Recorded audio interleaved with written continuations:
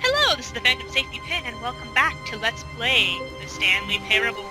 Last time we experienced some confusion, and Stanley decided to go to the meeting room. What seemed Perhaps to be the simply true missed a end memo. of the game. Interesting. Now then, I never did take that lift, did I? When Let's see what Stanley happens came to a set of if two we go to that open, lift. this was not the correct way to the meeting room, I'm just and ignoring Stanley you from knew now it on, perfectly narrator. well. I don't need Perhaps you. he wanted to stop by the employee lounge first, just to admire it. I don't need you. Ah, yes, truly a room worth admiring. But eager to get back to business, Stanley took the first open door on his left. Yeah, nah. Keep going. Stanley was so bad at following directions, it's incredible he wasn't fired years ago. Look, Stanley, I think perhaps we've gotten off on the wrong foot here. Okay. I'm not your enemy, really, I'm not. I realize that investing your trust in someone else can be difficult, but the fact is that the story has been about nothing but you all this time. There's someone you've been neglecting, Stanley. Someone you've forgotten about. Please, stop trying to make every decision by yourself. Now, I'm not asking for me, I'm asking for her. This is it, Stanley. Your chance to redeem yourself. To put your work aside. To let her back into your life. She's been waiting. That's her, Stanley. You need to be the one to do this. To Of course. I want to be with my lover. My true love. Oh. Oh, Stanley, is that you? Hold on, sweetie. Sorry to keep you waiting. I'm just pulling the bread out of the oven. All right. Okay, there we go. All right, now, I want you to come in and tell me all about your day. Gotcha. Oh, come on. Did you actually think you had a loving wife dick. who'd want to commit their life to you? I'm trying to make a point here, Stanley. I'm trying to get you to see something. Come inside. Let me show you what's really going on here. You're a... This is a very sad story about the death of a man named Stanley. Stanley is quite a boring fellow. He has a job that demands nothing of him, and every button that he pushes is a reminder of the inconsequential nature of his existence. Look at him there, pushing buttons, doing exactly what he's told to do. Now he's pushing a button. Now he's eating lunch. Now he's going home. Now he's coming back to work. One might even feel sorry for him, except that he's chosen this life. Wow. But in his mind, he can go on fantastic adventures. From behind his desk, Stanley dreamed of wild expeditions into the unknown, fantastic discoveries of new lands. It was wonderful. And each day that he returned to work was a reminder that none of it would ever happen to him. And so he began to fantasize about his own job. First, he imagined that one day while at work, he stepped up from his desk to realize that all of his co-workers, his boss, everyone in the building had suddenly vanished off the face of the earth. The thought excited him terribly. You are seriously So creeping he went me out. further. He imagined that he came to two open doors and that he could go through either. At last, choice. It barely even mattered what lay behind each door. The mere thought that his decisions would mean something was almost too wonderful to behold. Wow.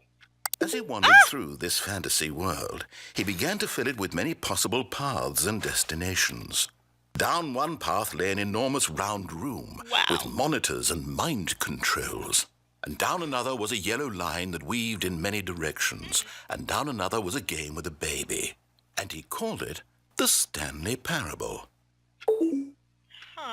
It was such a wonderful fantasy, and so in his head he relived it again, and then again, and again, over and over, wishing beyond hope that it would never end, that he might always feel this free. Surely there's an answer down some new path, mustn't there be? Perhaps if he played just one more time. Wow. But there is no answer. How could there possibly be? In reality, all he's doing is pushing the same buttons he always has. Nothing has changed.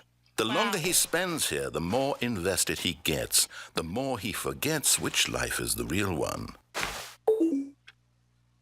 And I'm trying to tell him this, that in this world he can never be anything but an observer, that as long as he remains here, he's slowly killing himself. But he won't listen to me. He won't stop. Here, watch this. Stanley, the next time the screen asks you to push a button, do not do it. You see? Can he just not hear me? How can I tell him in a way that he'll understand that every second he remains here, he's electing to kill himself? How can I get him to see what I see? How can I make him look at himself? I suppose I can't, not in the way I want him to.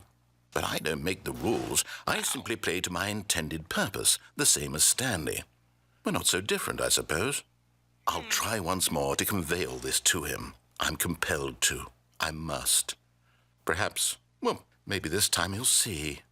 Maybe this time. And I tried again, and Stanley pushed a button. And I tried again, and Stanley pushed a button. And I Wow. Wow, that was a very compelling ending.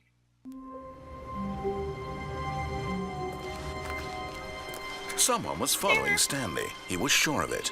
If he checked over his shoulder now, he would surely catch them. It was only a matter of time. Why are you doing this to me, narrator? This is terrifying! I'm actually getting kind of scared. Again.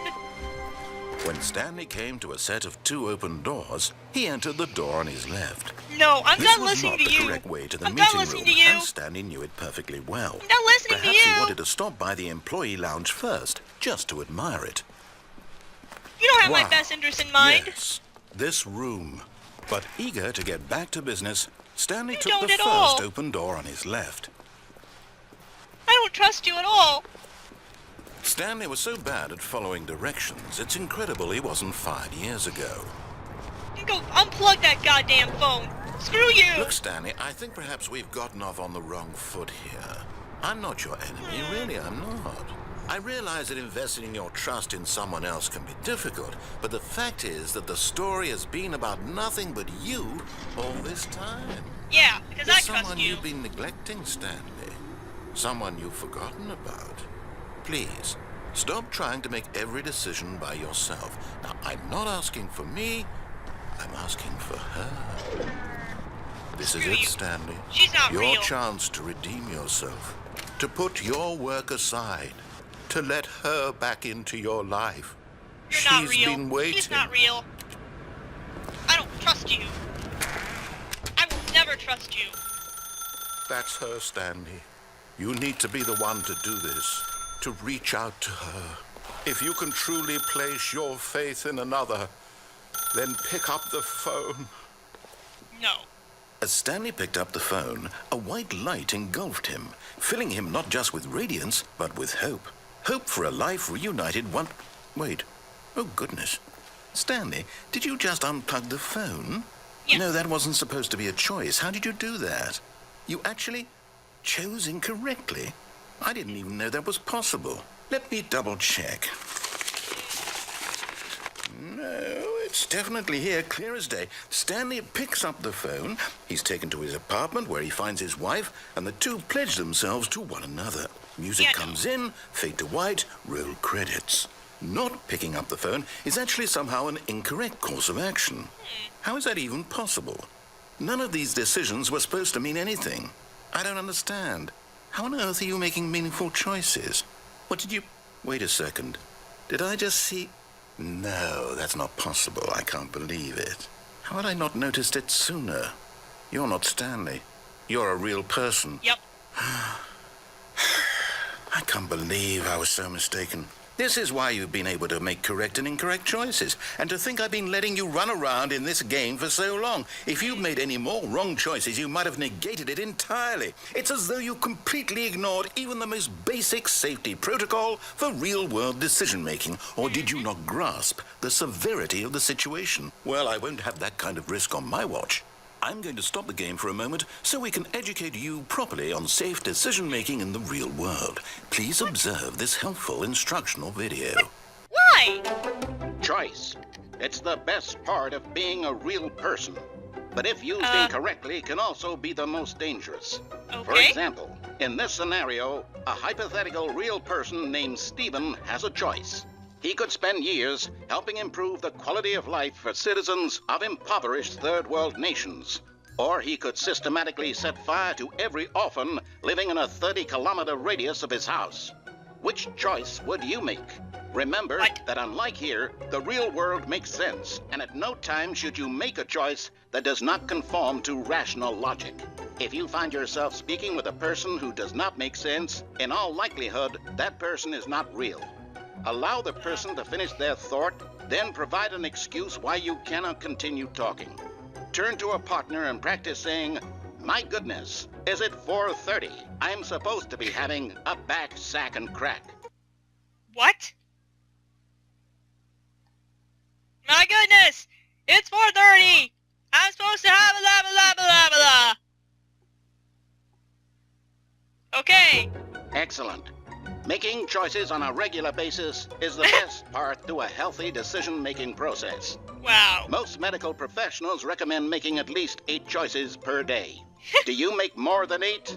Less? And finally, if you begin to wonder if your choices are actually meaningful and whether you'll ever make a significant contribution to the world, just remember that in the vast infiniteness of space, your thoughts and problems are materially insignificant. This and is the a feeling should Lovecraftian horror subside. story. At this time, your instructor will guide you in an exercise to test and reinforce the material covered in this video. Okay. Welcome back. You may have noticed that this room has begun to deteriorate as a result of narrative contradiction.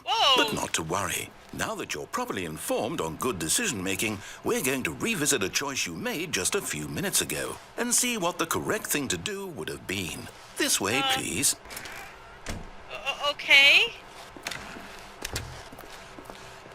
This is very disconcerting. This definitely is a Lovecraftian horror story. You can't tell me it's not. Now that we know your choices are meaningful, we can't have you jumping off the platform and dying. Imagine the main character dying senselessly halfway through the story. That story would make no sense at all. We just need to get you home as soon as possible before the narrative contradiction gets any worse. Unfortunately, it seems this place is not well equipped to deal with reality. Okay. Gotcha. Okay. Where are we going? Where exactly are we going? Dude! Almost there.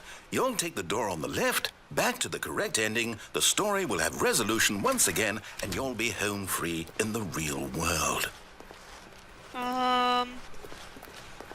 What if I don't want to take that door?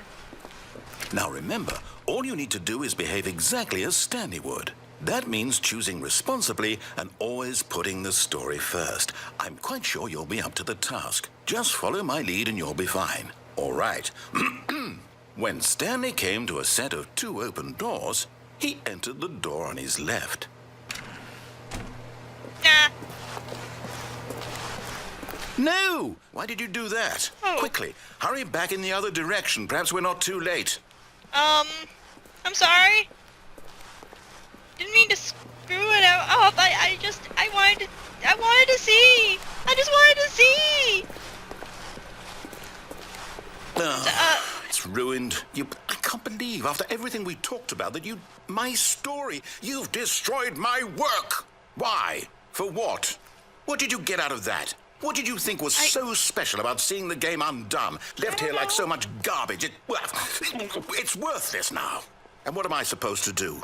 Even if there were a way to continue, would it be worth it? To know that my story is now incorrect? How can I go back to that? I can't erase that knowledge. I'll have to live with it forever. Reliving its Sorry? impossibility forever. I'm I really couldn't live that way. Ah! Is it better to shut the game down entirely? To willingly destroy all of my work? I don't know. What's the answer? What do I do? What do I do? What do I... No, I have to. I have to shut the game down. I have to. I have to. Oh. Oh. Oh.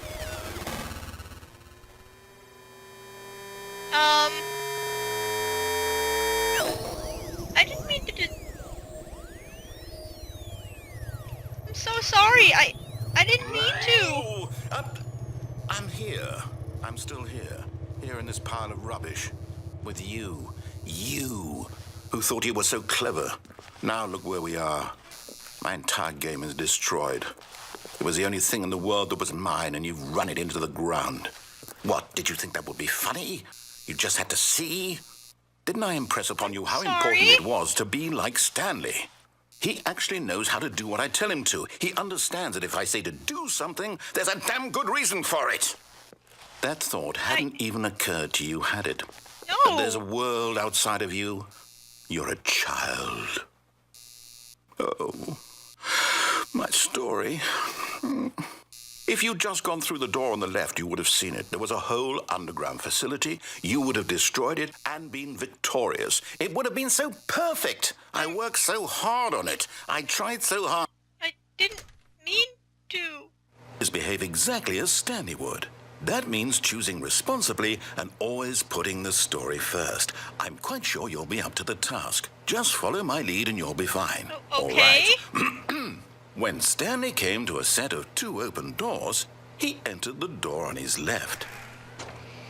Let's not do that again. I don't want non-Euclidean geometry right now. I'll be Stanley, I promise. Yet there was not a single person here either. Feeling a wave of disbelief, Stanley decided to go up to his boss's office, hoping he might find an answer there. Coming to a staircase, Stanley walked upstairs to his boss's office. I hope so. Oh, it's different. Oh, wow. Stepping inside his manager's office, Stanley was once again stunned to discover not an indication of any human life. Oh, wow. Shocked, unraveled, Stanley wondered in disbelief who orchestrated this, until he saw the door with a voice receiver next to it. Surely behind this door lay all the answers to his questions. And beyond all probability, he knew the passcode. He had seen it on his boss's computer just last week. Night Shark 115. Was this the code to open the door? Would it still work? There was only one way to find out. Stanley had been trained never to speak up, but now he would draw from within himself the courage to face the unknown. He drew a sharp breath and then spoke the code. Night Shark 115?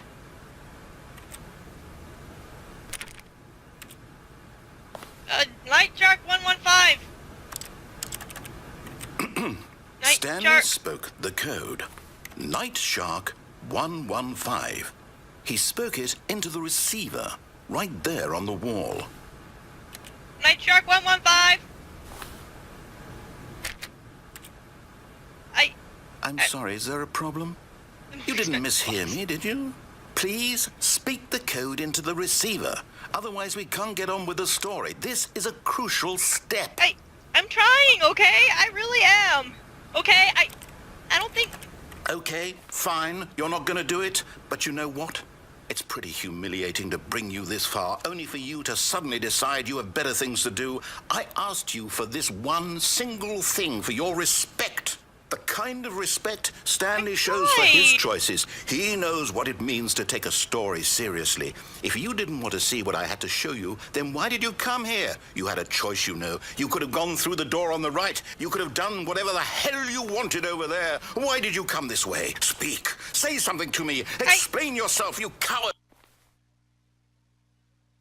When Stanley came to a set of 2 open doors, he entered the door on his left.